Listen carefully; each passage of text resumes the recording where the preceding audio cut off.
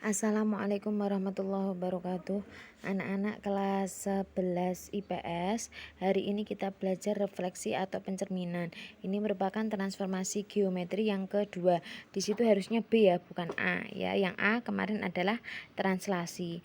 Refleksi itu pencerminan. Jadi nanti kita akan belajar pencerminan dari pencerminan titik, garis maupun objek ya.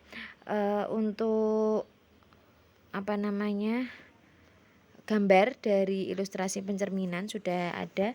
Di situ ada cerminnya berupa garis. Kemudian sebelah kiri ada objeknya, sebelah kanan bayangannya ya. Karena refleksi itu pencerminan, maka nanti sifat-sifat bayangan setelah refleksi juga sama dengan sifat bayangan setelah pencerminan, yaitu bentuk objek sama dengan bentuk bayangan, garis objek ke cermin sama dengan jarak bayangan ke cermin, kemudian garis yang menghubungkan objek dan bayangan harus tegak lurus dengan cermin ya, harus tegak lurus dengan cermin. Ilustrasinya dengan pendekatan sumbu koordinat di situ sudah saya gambarkan, ada 8 ilustrasi di situ. Saya coba menerangkan satu saja, yaitu yang gambar 4.6a pencerminan terhadap sumbu X. Maka yang kita lihat adalah cerminnya itu sumbu X. Nah, ini cerminnya ya. Kemudian kita mau mencerminkan titik A, X, Y, ini A. X, Y mau diterminkan terhadap sumbu X, ketemulah yang namanya A aksen ya. Jarak bayangan ke cermin berarti sini, jarak bayangan ke cermin ini akan sama, jarak benda ke cermin sama dengan jarak bayangan ke cermin.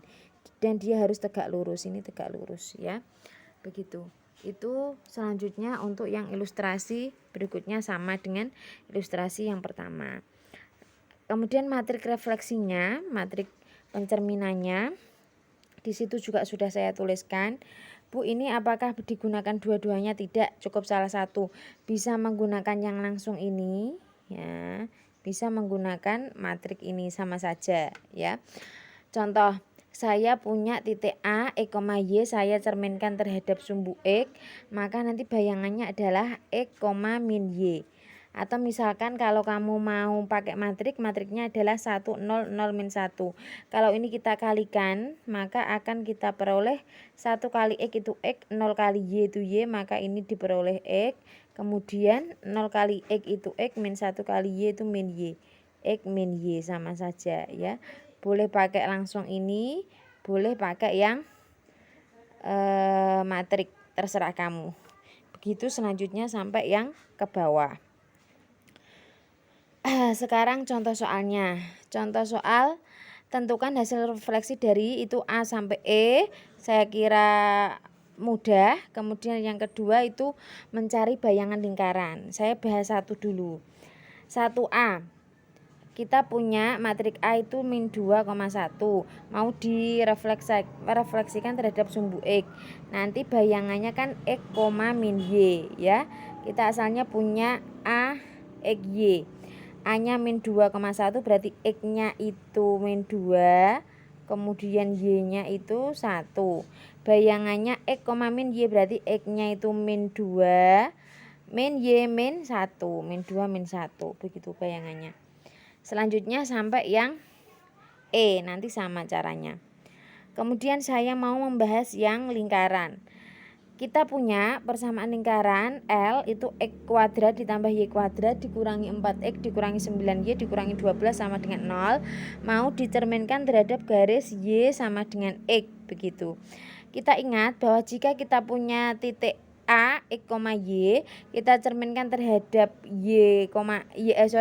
terhadap cermin Y sama dengan X, nanti hasilnya adalah Y, X ya. Ini berarti artinya X aksennya itu sama dengan Y, kemudian Y aksennya itu sama dengan X. Jadi nanti jika di persamaan mula-mula itu terdapat X, kita ganti Y aksen. Kalau terdapat Y, kita ganti X aksen ya.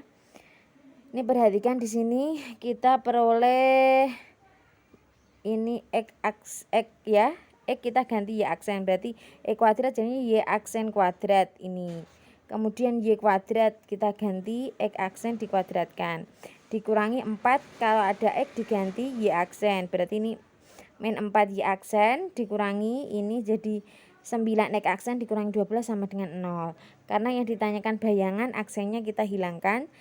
Jadi persamaan bayangan lingkaran L aksen adalah X kuadrat ditambah Y kuadrat dikurangi 9X dikurangi 4Y dikurangi 12 sama dengan 0. Bu, kenapa tidak Y kuadrat ditambah X kuadrat? Ini supaya bagus disesuaikan dengan huruf abjad. Oke, silahkan dikerjakan untuk latihan soalnya. Semoga penjelasannya bermanfaat. Terima kasih. Wassalamualaikum warahmatullahi wabarakatuh.